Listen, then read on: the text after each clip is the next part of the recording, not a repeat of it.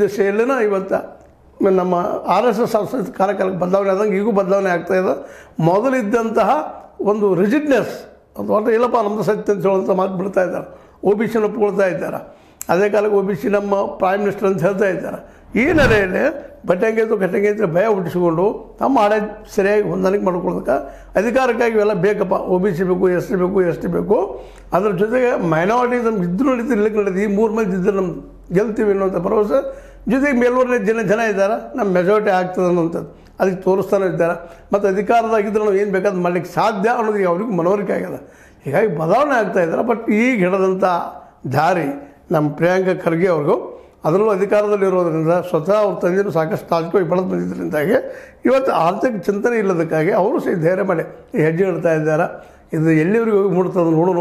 ಆದರೆ ಕಾಂಗ್ರೆಸ್ಸಿನ ಉಳಿವು ಏನದಪ್ಪ ಅಂದರೆ ಈ ಹೋರಾಟದಲ್ಲಿ ಅದ. ಅದ್ರ ಜೊತೆಗೆ ಈಗಲೇ ಹಲವು ಸಾರಿ ಹೇಳಿದಂಥ ಮಾತುಗಳನ್ನು ಮತ್ತೊಮ್ಮೆ ಹೇಳುವಂಥದ್ದು ಏನಿರಲಿಲ್ಲ.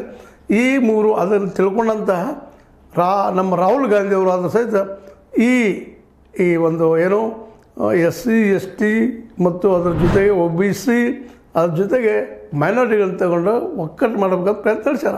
ಅದು ಎಷ್ಟು ಮಟ್ಟಿಗೆ ಯಶಸ್ವಿ ಆಗ್ತಾರೋ ಗೊತ್ತಿಲ್ಲ. ಬಟ್ ಈಗಾಗಲೇ ಆ ದಿಶೆಯಲ್ಲಿ ಇವರು ಸಹಿತ ಪ್ರಯತ್ನ ಮಾಡ್ತಾ ಆದಷ್ಟು ಅಧಿಕಾರ ತಮ್ಮದು ಬಿಡದಂಗೆ ನೋಡುವಂಥ ಕೆಲಸನೂ ಮಾಡ್ತಾಯಿದ್ದಾರೆ.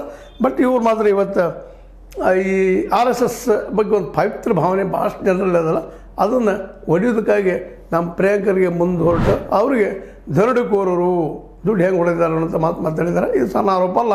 ಇದಕ್ಕೆ ಉತ್ತರಿಸಬೇಕಾದವರು ಅವರ ನೋಡು ಏನು ಉತ್ತರ ಹುಡುಕ್ತಾರೆ, ಎಷ್ಟು ದರೋಡೆ ಹೊಡೆದಿದ್ದಾರೆ, ಏನು ಮಾಡಿದ್ದಾರೆ ಅನ್ನೋದನ್ನು ಬಿಡುಗಡೆ ಮಾಡೋದಂತ ಹೇಳಿದ್ದಾರೆ.